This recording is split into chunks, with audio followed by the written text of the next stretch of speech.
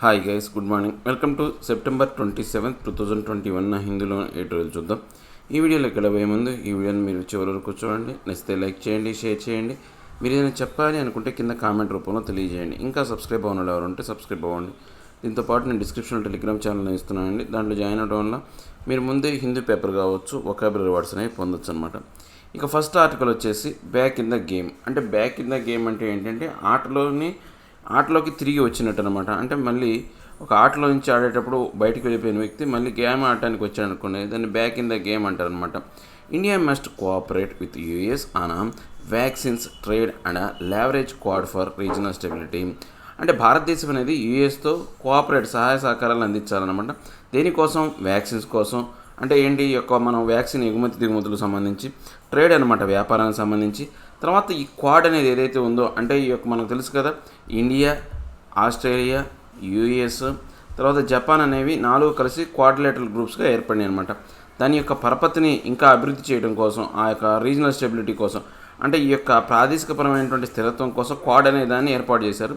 దాని పరపతిని పెంచడానికి కూడా భారతదేశం సహాయం చేసుకోవాలి, కోఆపరేట్ చేయాలి అని చెప్తున్నారు అనమాట.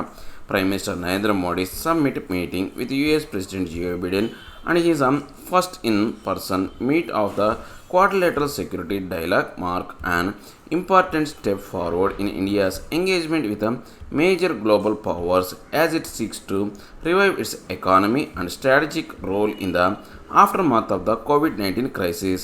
అంటే ప్రైమ్ మినిస్టర్ నరేంద్ర మోడీ ఏంటి అంటే ఈ యొక్క సమ్మిట్ అనేది ఏర్పాటు చేయడం జరిగిందనమాట యూఎస్ ప్రెసిడెంట్ జియో బిడెన్ మధ్య. ఇది ఫస్ట్ పర్సన్ మీట్ అనమాట. క్వాడ్రిలేటరల్ సెక్యూరిటీ డైలాగ్ తర్వాత ఏదైతే ఇంపార్టెంట్ స్టెప్ అనమాట, భారతదేశం అనేది ఒక నిర్ణయం అనేది తీసుకుందనమాట దీనికి సంబంధించి. అంటే మేజర్ గ్లోబల్ పవర్స్ అయినటువంటి ఈ యొక్క యూఎస్తో, తర్వాత ఈ యొక్క ఆస్ట్రేలియా లాంటి దేశాలతో ఏంటంటే వీళ్ళు ఎకనామిక్ పరంగా, ఆర్థిక పరంగా స్ట్రాటజీ రోల్, అంటే ఈ యొక్క స్ట్రాటజిక్ రోల్ అన్నమాట, వ్యూహాత్మకమైనటువంటి ఈ యొక్క మార్గాన్ని అనుసరిస్తూ కోవిడ్-19 తర్వాత ఏర్పడినటువంటి క్రైసిస్, ఆఫ్టర్ మాత్ అంటే తరువాత అనేది క్రైసిస్లో ఏర్పడినటువంటి అంశాల గురించి వీళ్ళు తీసుకున్నటువంటి నిర్ణయం అనమాట. At the heart of the two leaders meeting was the issue of vaccine availability and A critical victory for the Britain administration as it received Mr. Modi's assurance that as the world's largest vaccine manufacturer, India would resume supplies to the global COVAX pool under its Vaccine Maitri programming. అంటే ఇప్పుడు మనకు ఈ యొక్క heart of the meeting, అంటే ఈ యొక్క లీడర్ల మధ్య ప్రధానంగా జరిగినటువంటి మీటింగ్లో భాగంగా ఏంటంటే వ్యాక్సిన్ అవైలబిలిటీ గురించి, తర్వాత క్రిటికల్ విక్టరీ అనమాట. బిడెన్ అడ్మినిస్ట్రేషన్లో ఈ యొక్క క్రిటికల్ విక్టరీ ఆయన ఏదైతే సాధించిన విజయాల గురించి కావచ్చు. దాంతోపాటు మోడీ కొంతవరకు ఆయనకి నమ్మకాన్ని కలిగించే విషయం, అంటే ఆయనకి మోడీకి కొంత ఇన్సూరెన్స్ అనేది ఇచ్చాడనమాట బిడెన్.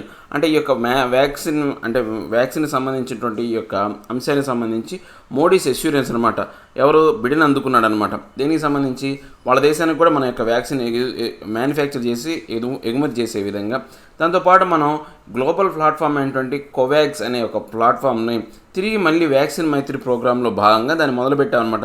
ఇంతకుముందు సెకండ్ వేవ్ కారణంగా ఏం చేసాము, ఆ వ్యాక్సిన్ ఎక్స్పోర్ట్ అనేది ఆపేసామన్నమాట. The breakthrough comes after turmoil in this space earlier this year when India halted exports after facing criticism for domestic supply bottlenecks as it contended with a devastating second wave of COVID-19. అంటే ఇది break through అనేది, అంటే ఇప్పుడు ఈ యొక్క break through అనేది ఎప్పుడు, అంటే బ్రేక్ త్రూ అంటే ఏంటి, ఇంతవరకు జరగని అంశం అనే దానికి కొత్తగా ఒక మార్గం దొరికింది అనుకోండి, దాని బ్రేక్ త్రూ అనమాట. టర్మోయిల్ అనమాట. ఇంతకుముందు మనకు సెకండ్ వేవ్ కారణంగా ఒక్కసారిగా మనకి ఏంటంటే అల్లకల్లోలం అయ్యే పరిస్థితులు ఏర్పడినాయి. టర్మోయిల్ అంటే అల్లకల్లోలం ఏర్పడే పరిస్థితులు అనేవి తలెత్తినాయి అనమాట. అప్పుడు ఏం చేసాం, మనం వ్యాక్సిన్ ఎక్స్పోర్ట్ చేయడం ఆపేసి ప్రాదేశికంగా సప్లై అనేది తక్కువగా ఉంది, సో మన భారతదేశంలో జనాభాకు ముందు ఈ యొక్క వ్యాక్సిన్ అనేవి అందజేయాలనే ఉద్దేశంతో ఎక్స్పోర్ట్ని ఆపేసాం. సో ఆ యొక్క వినాశనకరమైనటువంటి సెకండ్ వేవ్ కారణంగా మనం ఎక్స్పోర్ట్ ఆపేయడం జరిగిందనమాట. Around the same time the US also invoked its defence production act, effectively preventing the export of raw materials for vaccine manufacture in a bid to prioritise domestic production. So అదే సమయంలో US కూడా ఏంటంటే ఈ యొక్క defence production act అనమాట, అంటే ఈ యొక్క డిఫెన్స్కి సంబంధించిన ప్రొడక్షన్ ఏదైతే ఉందో తయారీకి సంబంధించిన చట్టం ప్రకారం ఏంటంటే వీళ్ళు రా మెటీరియల్ అంటే వ్యాక్సిన్ తయారు చేయడానికి సంబంధించినటువంటి రా మెటీరియల్ కూడా మ్యానుఫ్యాక్చర్ కంపెనీస్కి ఎక్స్పోర్ట్ చేయడం అనేది ఆపేశారన్నమాట. ఎందుకని ప్రాదేశికమైన డొమెస్టిక్ ప్రొడక్షన్కి సంబంధించిన దాంట్లో ఇబ్బంది ఏర్పడుతుంది అన్నమాట. With both countries now moving forward on their domestic vaccination programs, albeit with the US still struggling to overcome vaccine hesitancy in certain states, the summit provided them a timely opportunity to take up long pending vaccinations on trade, defense ties and more. అంటే ఇప్పుడు ఏంటి ఈ యొక్క రెండు దేశాలు ఏంటంటే ఇప్పుడు ముందుకు వచ్చినప్పుడు డొమెస్టిక్ వ్యాక్సినేషన్ ప్రోగ్రామ్ని బాగా బలోపేతం చేసినాయి. దేశీయంగా ఈ యొక్క వ్యాక్సిన్ అందజేయడం అనేది బాగా మొదలు అంటే ఎక్కువగా ప్రాచుర్యంలోకి తీసుకొచ్చిందన్నమాట. ఇప్పుడు అయినప్పటికీ ఆల్బైట్ అంటే అయినప్పటికీ ఇప్పుడు యూఎస్ అనేది ఇప్పటికీ ఇబ్బంది పడుతుందన్నమాట. అంటే కొన్ని సమస్యలు ఎదుర్కొంటుందన్నమాట. కొన్ని రాష్ట్రాలు ఏంటంటే ఈ యొక్క వ్యాక్సిన్ అయిష్టత హెసిడెన్సీ అంటే వ్యాక్సిన్ వేయించుకోవడంలో అయిష్టత అనేది ఇంకా కనపడుతూనే ఉందన్నమాట. సో ఈ సమ్మిట్ అనేది ఒక సరైనటువంటి సమయం అనమాట. అంటే లాంగ్ పెండింగ్లో అంటే చాలా కాలంగా ఉన్నటువంటి ఈ యొక్క కన్వర్జేషన్స్ ఏవైతే ఉన్నాయో ట్రేడ్కి సంబంధించి, ఏదైతే వ్యాపారానికి సంబంధించి, తర్వాత డిఫెన్స్ టైస్కి సంబంధించి ఇలాంటి అంశాలకు సంబంధించినటువంటి ఈ యొక్క సమ్మిట్ అనేది చాలా ప్రాధాన్యత సంతరించుకుందనమాట.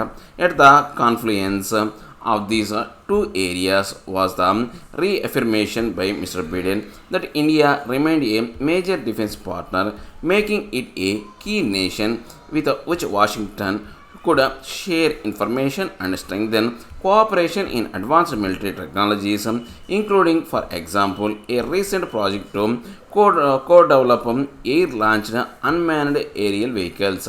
అంటే ఇప్పుడు ఏదైతే ఉందో కాన్ఫ్లుయెన్స్ అంటే ఈ సమ్మిళితం, సంధి అలా అంటాం అనమాట. ఏదైతే ఉందో ఒక సంధి అంటాం అంటే 2-3 అంశాల కలయికని అంటాం అనమాట. 2-3 పాయలు కలిసిన నది కూడలి అంటాం అనమాట. ఈ కూడలిలో ఏంటి అంటే ఈ 2 ఏరియాలకు సంబంధించినటువంటి వీళ్ళు రీఎఫర్మేషన్ అంట మళ్ళీ నొక్కి చెప్పడం అనేది జరిగిందనమాట. బిడెన్ ఇంకా ఏం చెప్పాడంటే ఈ యొక్క భారతదేశం అనేది మాకు మేజర్ డిఫెన్స్ పార్ట్నర్, అంటే రక్షణ రంగానికి సంబంధించినటువంటి డిఫెన్స్కి సంబంధించినటువంటి మేజర్ పార్ట్నర్. మా భారతదేశం అంటే మేము వాషింగ్టన్ ఎవరైతే ఉందో ఆ దేశం ఏదైతే ఉందో, అమెరికా ఏదైతే ఉందో భారతదేశంతో బలోపేతం చేసుకుంటాం ఇన్ఫర్మేషన్లో కావచ్చు. తర్వాత ఇంకా information and strength in the cooperation అనమాట. మిలిటరీ టెక్నాలజీకి సంబంధించిన దాంట్లో కోఆపరేషన్లో ఫర్ ఎగ్జాంపుల్ మనం రీసెంట్గా చూసుకుంటే air launched unmanned air vehicles ఏవైతే ఉన్నాయో మనం సర్వసాధారణంగా భాషలో చెప్పాలంటే డ్రోన్ టెక్నాలజీలో భారతదేశంతో కలిసి ఒక టెక్నాలజీని అభివృద్ధి చేయడం కావచ్చు, భారతదేశానికి ఆ టెక్నాలజీ అందించడంలో ఈ యొక్క అమెరికా అనేది పార్ట్నర్షిప్ ఏర్పడింది అనమాట రీసెంట్గా. సో ఇలాంటి అంశాలని ప్రస్తావించాడనమాట. Issues of global concern including the ongoing pandemic, climate change, technology cooperation, supply chains and security, and preserving a free and open Indo-Pacific were themes that came up at the Quad gathering.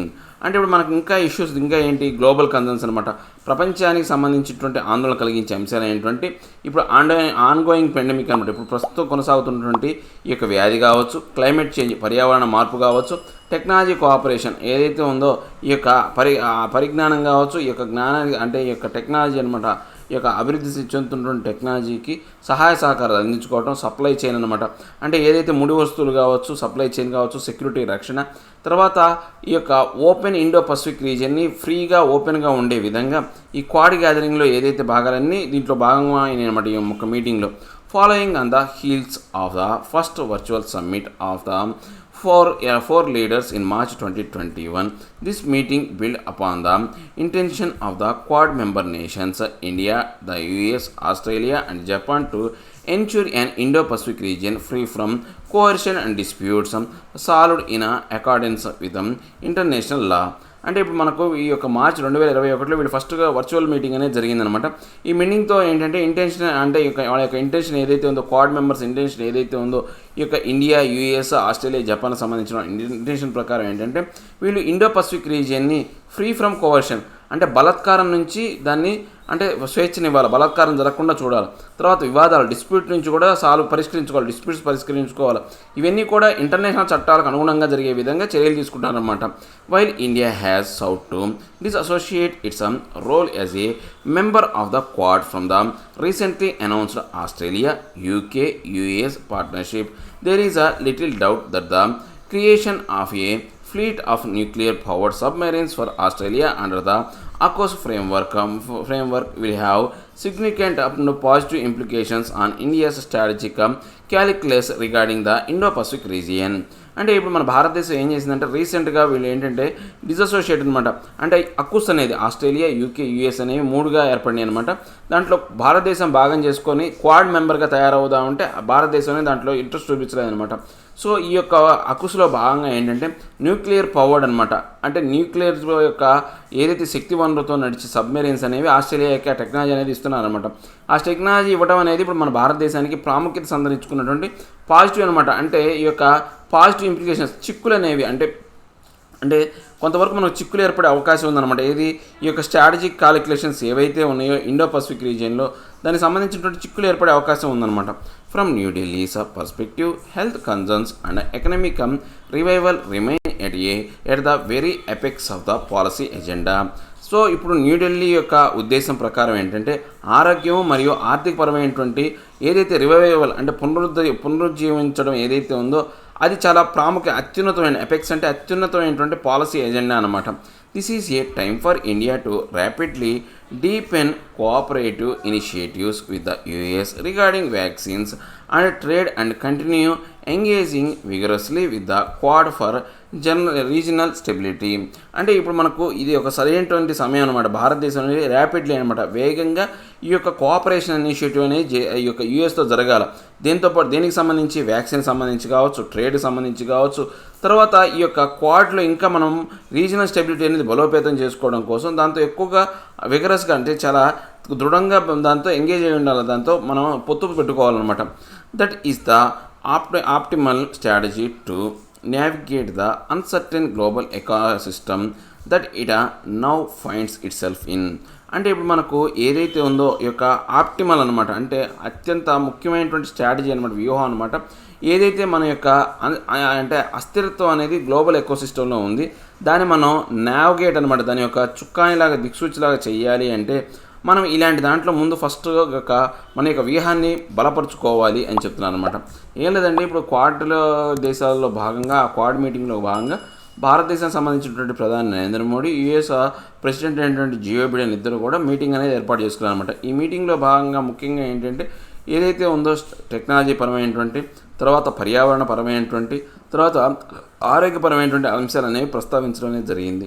దీంట్లో భాగంగా మన భారతదేశం అనేది యూఎస్తో ఇంకా ఎక్కువగా ఏదైతే అనుసంధానం అయ్యి వాళ్ళతో సహాయ సహకారాలు అందించుకోవడం అనేది ఇప్పుడున్నటువంటి పరిస్థితుల్లో అనివార్యం. గ్లోబల్ ఎకానమీ అనేది ఒక అస్థిరమైనటువంటి స్థితిలో ఉంది కాబట్టి మన స్థిరత్వాన్ని ఏర్పాటు చేసుకోవాలంటే వాళ్ళతో ఖచ్చితంగా మనం ఏదైతే ఉందో కోఆపరేషన్ అనేది పొత్తు అనేది పెట్టుకోవడం అనివార్యం అని చెప్తున్నారనమాట. ఇక నెక్స్ట్ ఆర్టికల్ వచ్చేసి నీడ్లెస్ రో. అంటే నీడ్లెస్ రో అంటే ఏంటంటే అనవసరమైనటువంటి ఒక పట్టిక కావచ్చు, అనవసరమైనటువంటి ఒక అంశం అని చెప్పొచ్చు అనమాట. Rajasthan's law does not validate child marriages but helps rights of under age brides.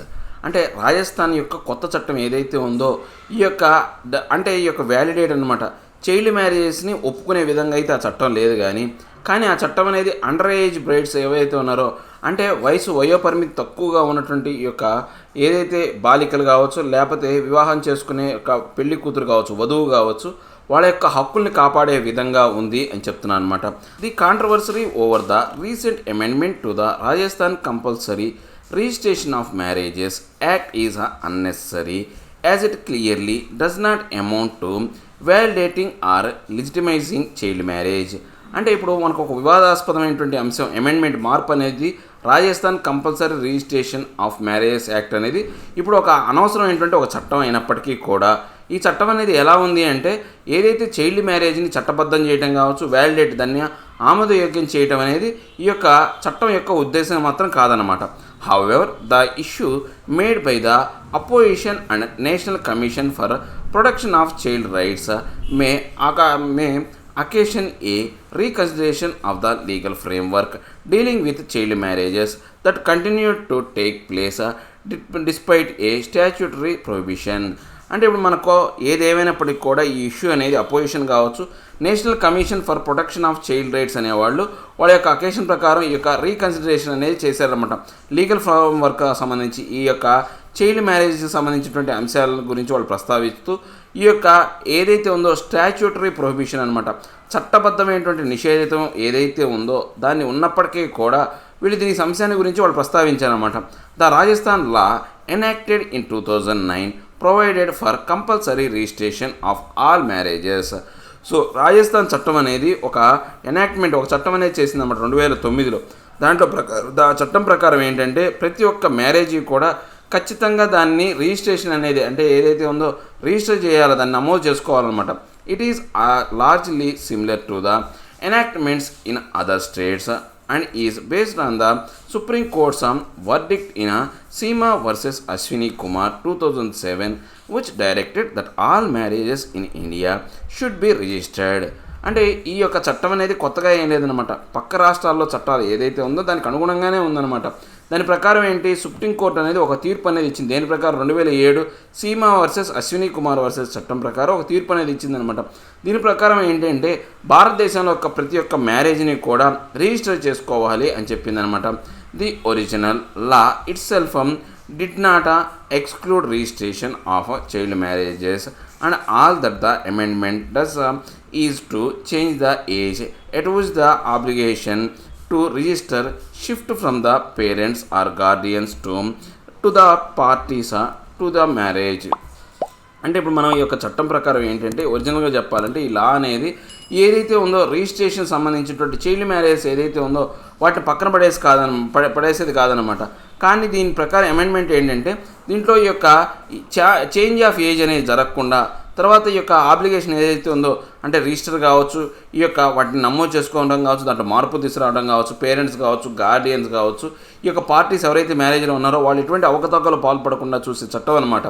Earlier it was the duty of the parties to the marriage to submit a memorandum on their marriage to the registrar, or if they were both about 25 years and if younger, it was the duty of the parents or guardians. అంటే ఇంతకుముందు ఈ చట్టం ప్రకారం ఏంటంటే ఎవరైనా కానీ 21 సంవత్సరాలు పైబడిన వాళ్ళు పెళ్లి చేసుకుంటే కనుక వాళ్ళ యొక్క పట్టిక అనేది, వాళ్ళ యొక్క విషయ పట్టిక అనేది, మెమరాండం అంటే విషయ పట్టిక అనేది ఆ యొక్క రిజిస్ట్రార్కి వాళ్ళిద్దరు సబ్మిట్ చేయాలి. ఎవరు, పెళ్లి కొడుకు పెళ్లి కూతురు సబ్మిట్ చేయాలి. ఒకవేళ అంతకన్నా చిన్నగా ఉన్నారనుకోండి వాళ్ళ యొక్క తల్లిదండ్రులు అనేవాళ్ళు, తండ్రిదండ్రులు కావచ్చు, గార్డియన్ కావచ్చు, వాళ్ళు పట్టికను సబ్మిట్ చేయాలన్నమాట. The amendment changes this age limit to 21 for men and 18 for women. కానీ తర్వాత మార్పులు తీసుకొచ్చిన దాని ప్రకారం ఏంటంటే ఆ యొక్క మార్పుల్లో ఏంటంటే మగవాళ్ళకి 21 సంవత్సరాలు, ఆడవాళ్ళకి 18 సంవత్సరాలుగా మార్పు తీసుకొచ్చారనమాట. It is difficult to see this change authorizing the bride herself to participate in the marriage registration after the age of 18 as one that permits a child marriage. అంటే ఇప్పుడు ఏంటి ఈ యొక్క చట్టం ప్రకారం ఏంటంటే ఒక ఆడపిల్ల ఏదైతే వధువు ఎవరైతే ఉన్నారో అతను మ్యారేజ్లో పార్టిసిపేట్ చేయాలి అంటే ఆమె యొక్క మ్యారేజ్ రిజిస్ట్రేషన్ ప్రకారం ఏంటంటే 18 సంవత్సరాలు పైబడిన వయసు కనుక ఉంటే వాళ్ళని చైల్డ్ మ్యారేజ్ కింద తీసుకోకుండా వాళ్ళని మ్యారేజ్ చేసే అవకాశం ఇస్తారన్నమాట. Under the law child marriage are not void but only valid at the instance of one of the parties who may approach the court for nullifying the marriage within 2 years of attaining majority. అంటే ఇప్పుడు ఏంటి ఈ యొక్క చట్టం ప్రకారం ఏంటంటే ఎవరైనా కానీ చిన్న వయస్కుల వాడు కనుక పెళ్లి చేసుకుంటే ఆ చట్ట ప్రకారం అది ఆ యొక్క పెళ్ళి అనేది చెల్లకుండా ఏం ఉండదు, చెల్లుతుంది. ఎప్పటి వరకు చెల్లుతుంది అంటే ఆ రెండు పార్టీస్లో అంటే ఈ పెళ్లి కొడుకు పెళ్లి కూతురు రెండు తరపుల వాళ్ళ నుంచి ఎవరు కూడా కోర్టుకు అనే వాళ్ళకి ఇది చైల్డ్ మ్యారేజ్ అనే కేసు పెట్టి ఆ చైల్డ్ మ్యారేజ్ జరిగింది అని ఎవరైతే పోకుండా ఉంటారో అప్పటి వరకు ఆ మ్యారేజ్ అనేది ఖచ్చితంగా ఆమోదించబడుతుంది అనమాట. Registering such a marriage may help establish the legal rights of the under age party and those of any children born and deter any attempt to డినే the marriage later. అంటే ఇప్పుడు మనకు రిజిస్టరింగ్ దీనికి సంబంధించినటువంటి marriage అనేది ఎంతవరకు వాళ్ళకి చేయడం జరిగిందంటే లీగల్ రైట్స్ అనమాట.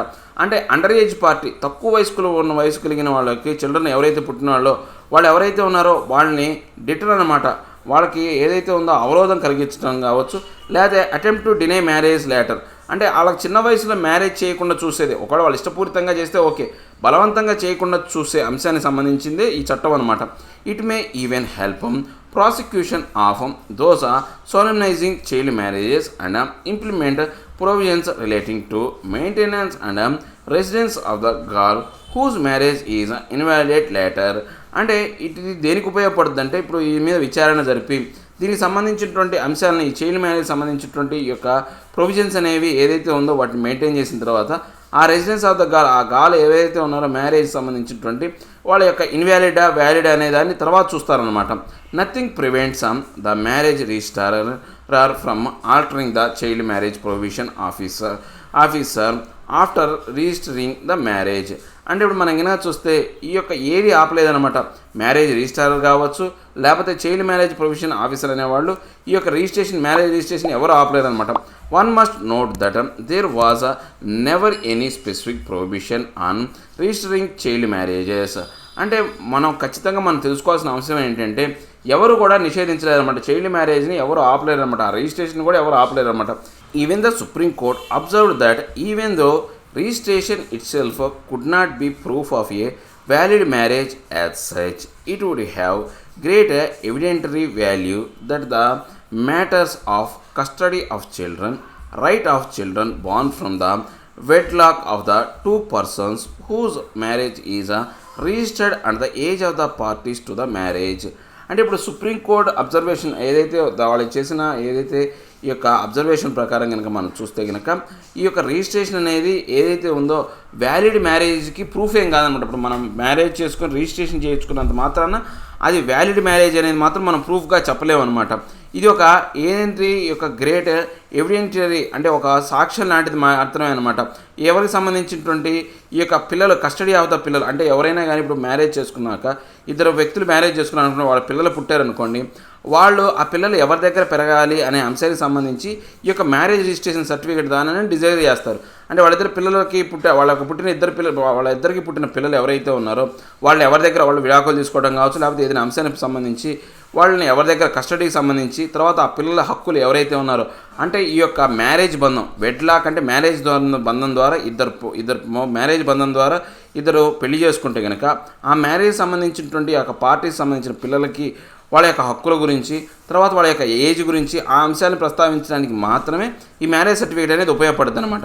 As a fallout of this controversy Parliament out to consider Law Commission some recommendations to amend the Prohibition of Child Marriage Act 2006 to make child marriage below 16 years void and the solemnized when either party was between 16 and 18 voidable. అంటే ఇప్పుడు మనం కనుక చూస్తే ఈ యొక్క fallout అనేది ఇదంతా ఈ అంశం అనేది వివాదాస్పదమైందనమాట, పూర్తిగా వివాదాల్లో పడిపోయిందనమాట. పార్లమెంట్ అనేది ఇప్పుడు ఏంటి ఈ యొక్క లా కమిషన్ రికమెండేషన్స్ దానిని ఒక ఆమోదించాలన్నమాట. దీని ప్రకారం ఏంటంటే ఒక అమెండ్మెంట్ మార్పు అనేది చేయాలన్నమాట. Prohibition of child marriage act 2006లో మార్పు తీసుకురావాలన్నమాట. దాంట్లో ప్రకారం ఏంటంటే ఈ యొక్క చట్టంలో ఏ మార్పు తీసుకోవాలంటే make child marriage below 16 years wide అంటే 16 సంవత్సరాల లోపు జరిగే ఏ పెళ్ళైనా కానీ మనం శూన్యం అనమాట, అది దాని కింద చూడాలా. అండ్ దోస్ సోలిమైజ్ అంటే యొక్క అంశాలన్నింటినీ కూడా విషయపట్టిక అంతా కూడా ఏదైనా పార్టీ అనేది 16 to 18 years మధ్యలో వాళ్ళు కనుక పెళ్లి చేసుకుంటే ఎవరైనా పార్టీ అనేది ఏదే పార్టీ అనమాట దాన్ని తప్పుగా కావచ్చు లేకపోతే కోర్టులో కనుక అది ఈ యొక్క చెల్లదు అని కనుక చెప్తే కనుక దాన్ని కూడా ఏం చేయాలా, చెల్లుబాటులో లేకుండా చేయాలి అని చెప్తున్నాను అనమాట. ఏ లేదండి ఇప్పుడు మనము రాజస్థాన్ అనేది ఒక కంపల్సరీగా ప్రతి ఒక్కళ్ళు మ్యారేజ్ చేసుకున్న ప్రతి ఒక్కళ్ళు కూడా దాన్ని రిజిస్టర్ చేయించుకోవాలని ఒక నియమాన్ని పెట్టిందనమాట. ఇది రాజస్థాన్ నియమమేం కాదు, అన్ని రాష్ట్రాల్లో ఉన్నది. ఇది 2007లో సీమా సంబంధించినటువంటి ఈ యొక్క తీర్పులో భాగంగా ఈ యొక్క సుప్రీంకోర్టు అనేది చెప్పిందనమాట. మ్యారేజ్ రిజిస్ట్రేషన్ అనేది కంపల్సరీ. మ్యారేజ్ రిజిస్ట్రేషన్ అనే దాన్ని దేనికోసం ఉపయోగిస్తున్నానంటే ఇప్పటివరకు కూడా ఉన్న చట్టం ప్రకారం ఏంటంటే ఇద్దరు వ్యక్తుల యొక్క పెళ్లిని ధృవీకరించి వాళ్ళ పిల్లల యొక్క హక్కుల్ని కాపాడడం కోసమే మ్యారేజ్ రిజిస్ట్రేషన్ చేస్తారు. అంతేకాని వాళ్ళ వయోపరిమితి చూసి ఆ వయోపరిమితి ప్రకారం అది మ్యారేజ్ అనేది ఆమోదయోగ్యం అవుతుందా కాదా అనేది చూడాలన్నమాట. అంటే ఇంతకుముందు 21 సంవత్సరాల వయోపరిమితి అనేది ఉండేది మ్యారేజ్ చేసుకోవడానికి. తర్వాత ఏం చేశారంటే మగపిల్లలకు 21 సంవత్సరాలు, ఆడపిల్లలు 18 సంవత్సరాలు అనేది దాటిన వాళ్ళు మేజర్లు అవుతారు, మ్యారేజ్ చేసుకోవచ్చు అని చెప్పారు. అంతకన్నా తక్కువ వాళ్ళు మ్యారేజ్ చేసుకున్నప్పటికీ కూడా పెళ్లి జరిగినటువంటి 2 కుటుంబాలు అనమాట, అంటే వధువు కుటుంబం వరుడు కుటుంబం కోర్టులో కేసు ఫైల్ చేయనంత వరకు కూడా ఆ మ్యారేజ్ అనేది అండర్ ఏజ్ మ్యారేజ్ అంటే చిన్న వయసులో మ్యారేజ్ అయినప్పటికీ కూడా అదేంటంటే ఆమోదించబడుతుంది. ఏది వాళ్ళు కోర్టులో కేసు వేయనందుకు కోర్టులో కేసు వేసినప్పుడు మాత్రమే అది ఆమోదింపబడుతుంది అనమాట. సో ఇప్పుడు ఏంటంటే ఈ యొక్క మ్యారేజ్ యాక్ట్లో మార్పు తీసుకురావాలా. 16 సంవత్సరాల లోపు జరిగినటువంటి మ్యారేజ్ ఏదైనా కానీ దాన్ని చట్టం ప్రకారం చెల్లని చట్టంగా చూడాలి.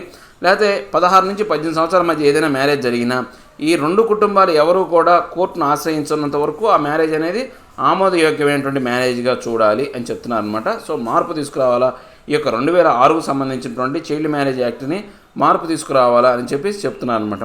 సో ఇవండి ఈరోజు నా హిందూలో 2 ఆర్టికల్ ఎక్స్ప్లెనేషన్. నా ఎక్స్ప్లెనేషన్ మీకు నచ్చే ఉంటుంది అనుకుంటా. నచ్చితే లైక్ చేయండి, షేర్ చేయండి. మీరు ఏదైనా చెప్పాలి అనుకుంటే కింద కామెంట్ రూపంలో తెలియజేయండి. ఇంకా సబ్స్క్రైబ్ అవ్వడం ఏమైనా ఉంటే సబ్స్క్రైబ్ అవ్వండి. Thank you very much.